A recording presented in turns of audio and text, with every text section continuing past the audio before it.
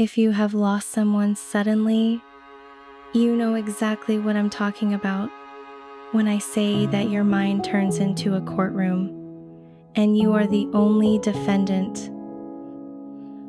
For months after the fire, I didn't just grieve my mother, I put myself on trial. I replayed the timeline of that night on a loop until the tape wore out. I sat in the dark, asking the questions that have no answers. What if I had called her earlier that night? What if I had driven over there just to check? What if I had sensed something in my spirit? Why wasn't I there? Guilt is a liar, but it's a convincing one. It told me that because I managed her bills and watched over her life, I should have been able to stop a catastrophe. It told me that being alive while she wasn't was a form of betrayal.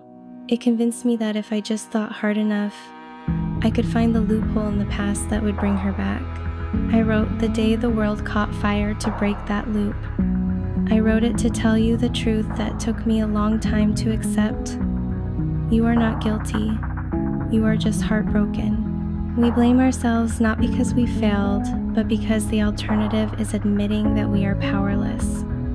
We choose guilt over helplessness because guilt feels like we still have some control. We think, if it's my fault, then maybe I can fix it.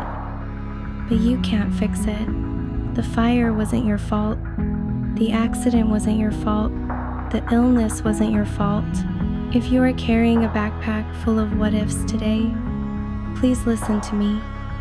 You loved them with everything you had. You showed up.